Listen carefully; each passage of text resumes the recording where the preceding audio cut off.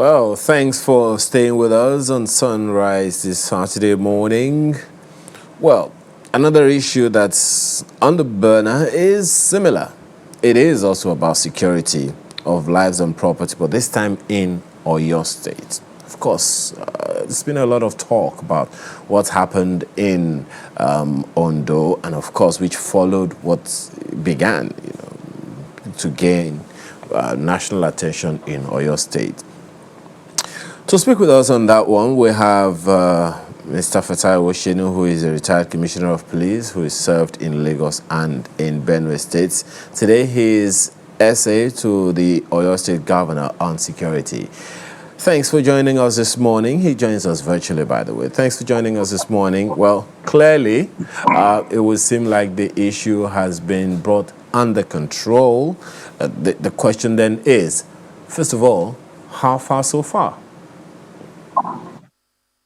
Thank you very much for having me. Good morning, viewers. Like you have mentioned, the incident has been brought under control. Measures have been highlighted. Measures have been put in place. His Excellency, the Executive Governor of Oyo State, has rolled out a lot of measures. So it's just putting those things in effect that we're on to now.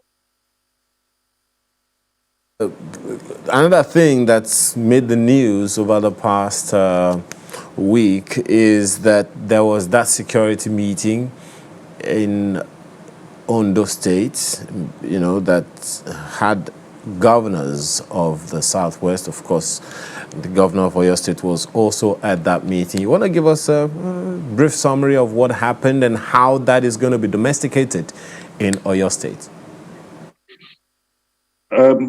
From the communique that was issued, the main focus is to give effect to the anti-open grazing law.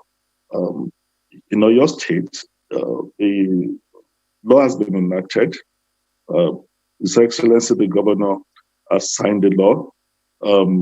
We started at first with doing enlightenment, educating all the stakeholders, and other measures that are put in place, which I would say is already encompassed in the anti-open grazing law, is the issue of banning of nighttime grazing, the issue of using minors to graze, and of course, it's been also mentioned in that the forest reserve too should remain what they used to be, the restricted places that they will not go and be, grazing the cattle there.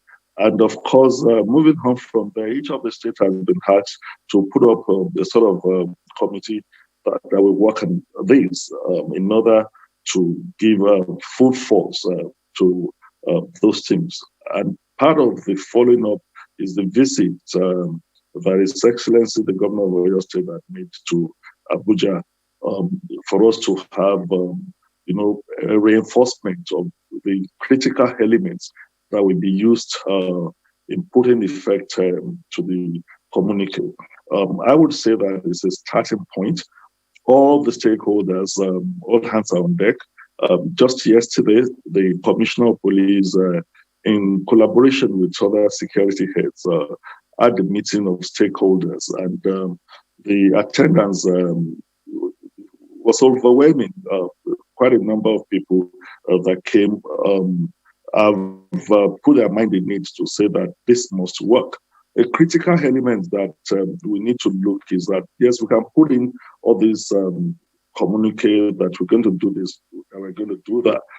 I think a critical element that we have to look into is the issue of trust. If you follow,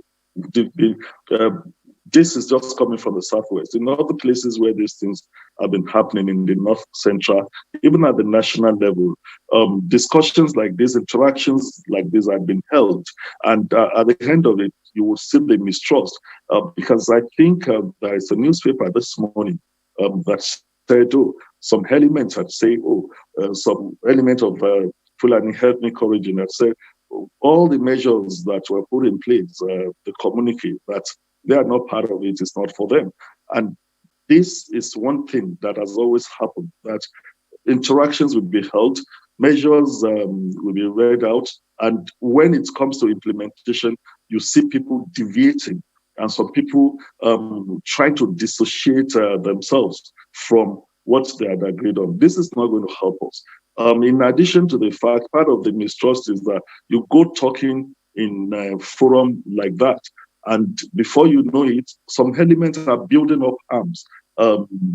To say, oh, it is the culture of some people to always retaliate when things happen. So we must seriously work on this element of mistrust among the key stakeholders. And that is why we've not been able to move ahead with the issue of herdsmen and the indigenous farmers clashes all over the years that we've been on it. We must have the political will at the national level to give backing to the different states so that we'll be able to put these things to the dustbin. And it's also critical that even while we're doing this, what deliberate efforts are we making to modernize our farming system to ensure that all year round, herders can have foliages to graze their cattle on. They will have water to give, the animals. And for farmers to also be able to do all year farming. So if we don't look at this element, we'll always come back to this level where we'll just be talking and talking and we won't do anything about it.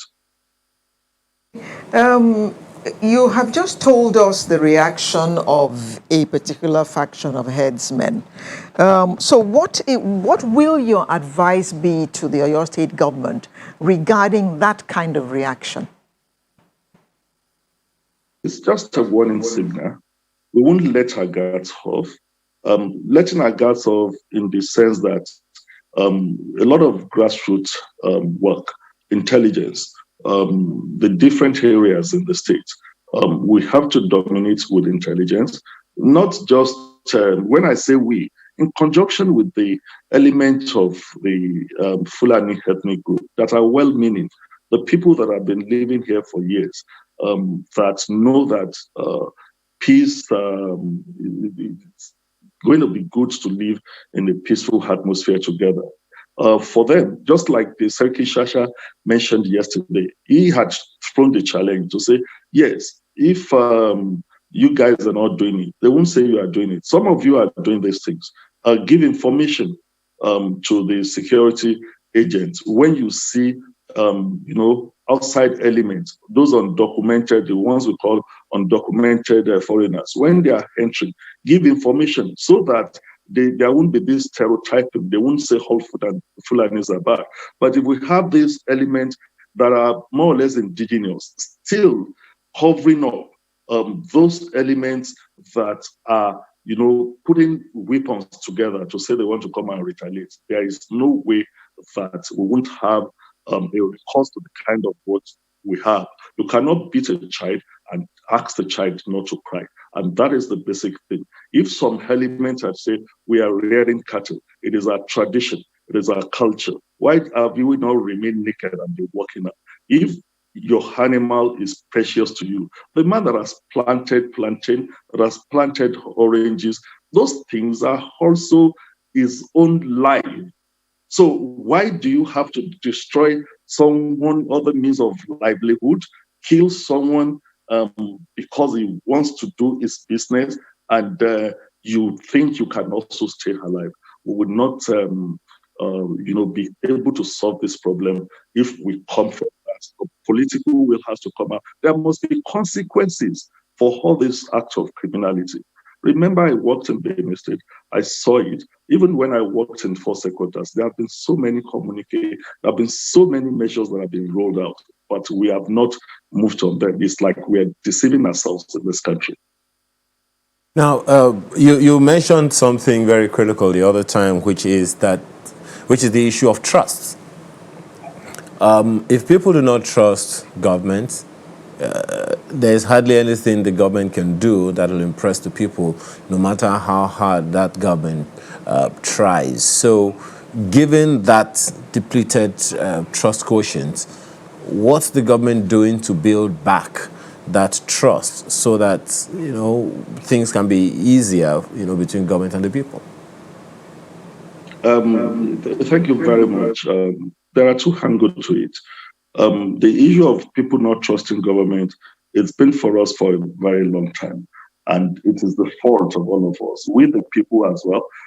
Have we realized that the people that are in government are holding whatever authority and whatever position in trust for us, and we can, call them to account? That is one aspect of it. Where is the government going to come in this? If you ask that, okay, we don't want people to graze animals openly. There must be that strong commitment, strong input. They've sent, in the course of all this discussion in the past, they've sent people to other countries to go and look at how they have been cohabiting without fighting. And we spend huge amount of money to do that. When it comes to translating them into action, then you will see how lackadaisical thing. And of course, a regime that probably started it will go. And we tie everything to this regime change. We don't see governance as a continuum. So the government must take that deliberate policy, like I said. If you know that herders must rear their cattle, what do? We have silos, we store grain and whatever. Can we also do something that would make us to have storage for forages, what animals we feed on, that you can say at critical time during dry season, you would release them to help the herders? Are we going to have water reserve in some places that are designated? That is another aspect. But the critical element of the trust is for us as a people living in Nigeria to know that no one has the monopoly of violence.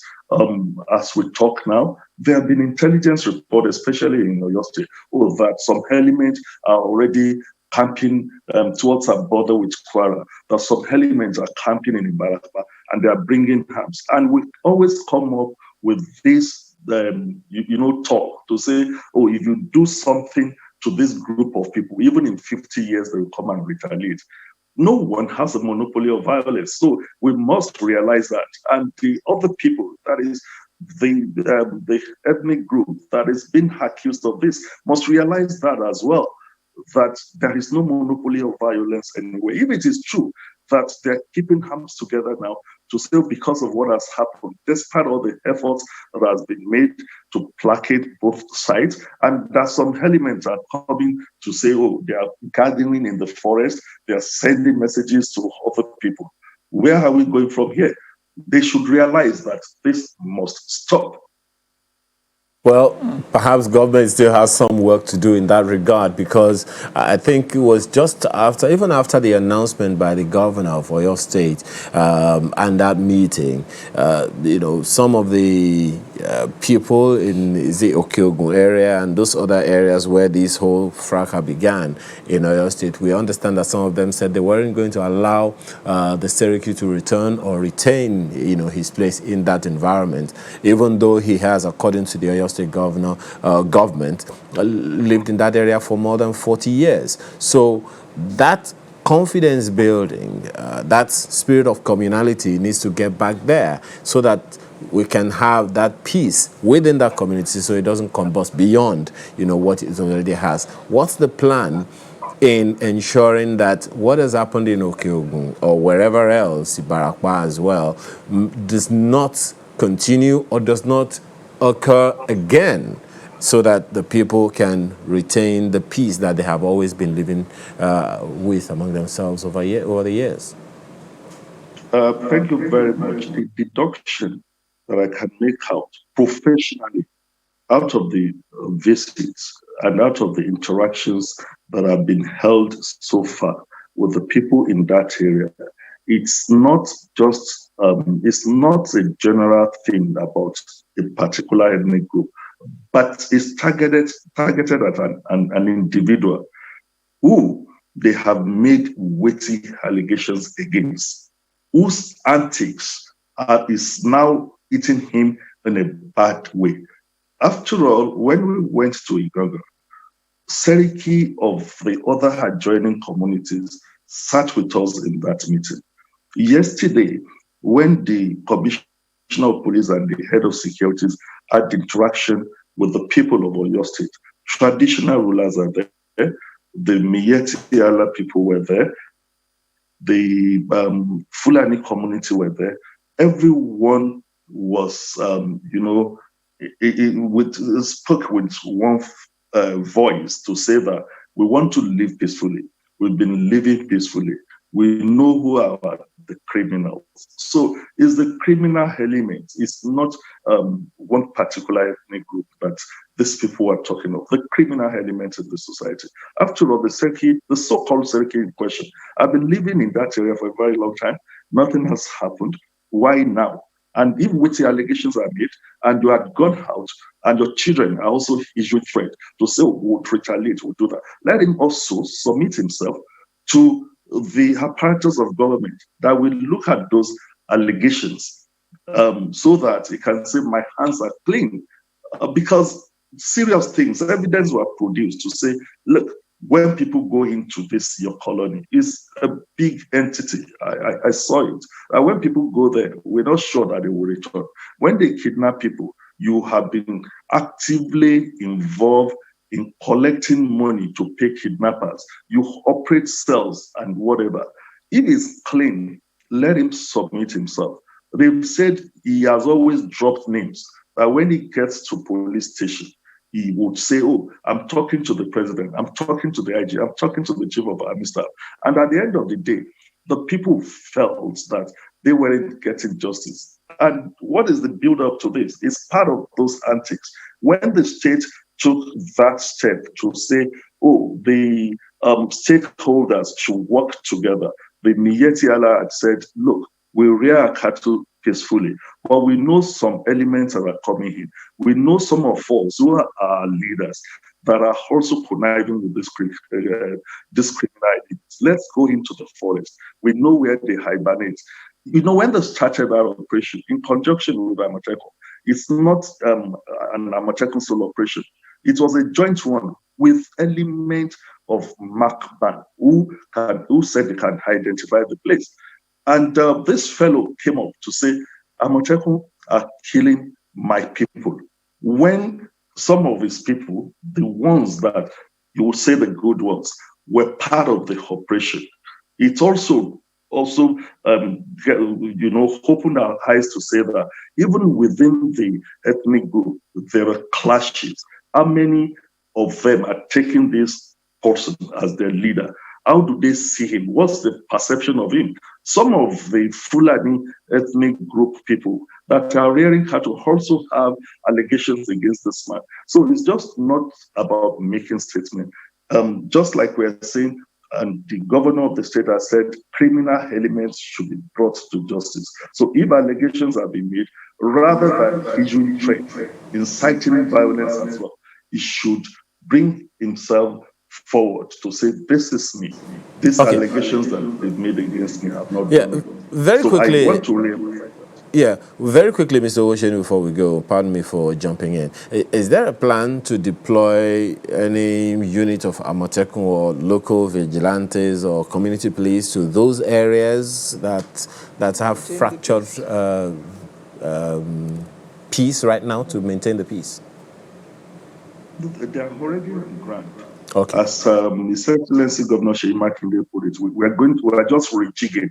We are just, invigorating them. We are saying that, okay, we've seen that this trend is getting high. Can we have more number? The threat analysis is being done. Okay, maybe the number we have are not enough. Maybe we've not done inclusiveness of the stakeholders, the grassroots, and everyone has to do it together. The farmers, constituency, the herders constituency, and the people in those areas. So it's just a reinforcement, upgrading what we have on ground before. And that is what the governor is talking about when he's talking of reinforcement adding more people, and asking Mr. President to say, oh, your state is vast, we have an international boundary. We would, professionally, I would even say, oh, your state required not less than 4 squadrons of mobile units in order to be able to have more firing power and, of course, strengthen our intelligence as well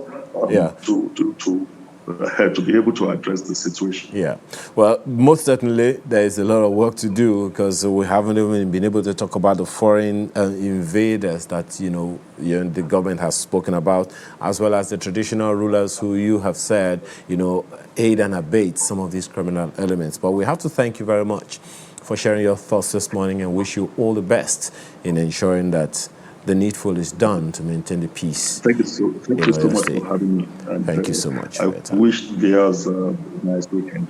Yeah, you too. So we're back in a moment to take on another issue this morning. Do stay with us.